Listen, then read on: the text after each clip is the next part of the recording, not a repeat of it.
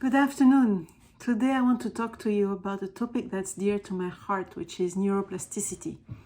And the reason why I thought that could be a good talk today is I am noticing in myself and in many of my clients a real urge, probably driven by these crazy times of pandemic that we are in right now, an urge to be learning more, an urge to take studies, an urge to grow, an urge to expand one's knowledge. And the more neural pathways we create, the more neuroplasticity that we have, the happiest and the more balanced that we feel.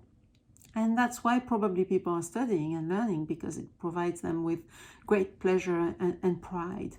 So let's dive a little bit into three additional ways that I want to expose to you about increasing our neuroplasticity. You might remember, but in December I dedicated a video to that. So we covered 4 keys to increasing neuroplasticity back in December, and now I'm proposing you another three keys.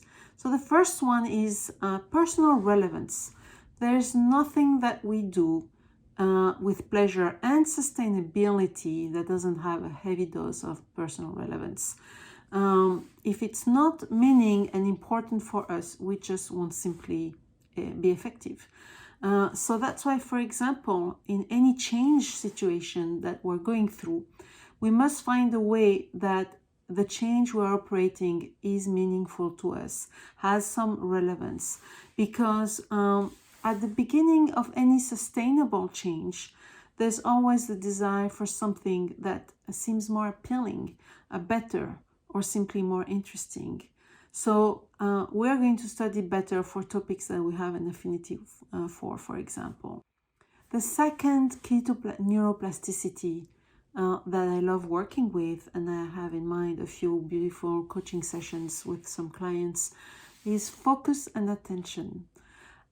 Very often some clients will come to me, and maybe more women than men actually will come, maybe because of the amount of multitasking women do on multiple fronts, but women, my female clients asking me, how can I be more present? And I try to always understand what they mean by that, but what they really mean is to be having the feeling of living the here and now and be very focused and very attentive. Well, another reason why we love learning, often the case, is when we're reading a book, studying, listening to a podcast, we feel we are very effective because we're in it, we're very focused, we're listening, and nothing else exists. You put your earplugs and here you are. You're present to yourself at that very moment.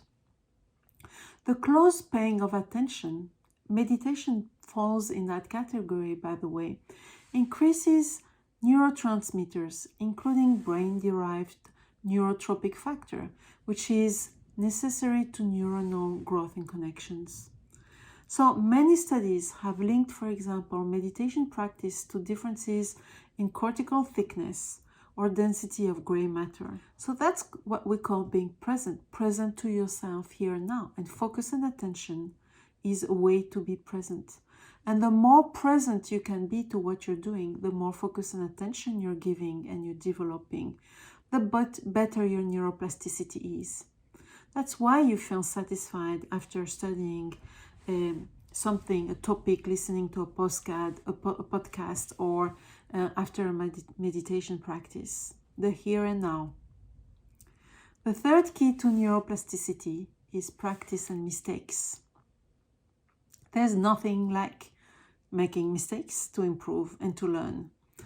A key to neuroplasticity that is essential for all of us, but as we grow, less and less tolerated, unfortunately. But it's an essential process for the development of kids, for example. No kids is learning without making mistakes. How do they learn that they shouldn't put their hands on the fire if they haven't tried it the first time and burn themselves? Somehow, hopefully not too badly. The same when the kid is learning how to walk, they stumble, they fall, they stand back, they try differently, they position their feet slightly differently. They learn by practicing and making mistakes. So are the adults. It's somehow less acceptable as an adult to make mistakes. But a critical part of the learning practice and the learning process is the ability to fail and to try, to recalibrate and try again. This is literally how we increase the thickness of the neural pathways and the neural connections in our brain. And that's also typically how we eliminate neural pathways that no longer serve us. Because it's not just about increasing the amount of neural connections, it's also about closing and eliminating those that are not suitable to us anymore. It's about pruning. So, on that note, I want to encourage you to practice, make mistakes, be present, and find topics of personal relevance as you learn and try to make sense about the crazy world and the crazy times we're in right now.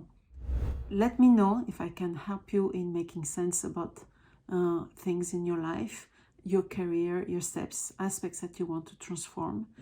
And I'm here to help you jump into your neuroplasticity. You can contact me through my LinkedIn page, Bogliolo Coaching and Consulting, through my website, bogliolo.net. You can leave me a message here. You can make comments. I'd love to hear your examples of learning and how you learn and how you prefer learning and expanding your horizons.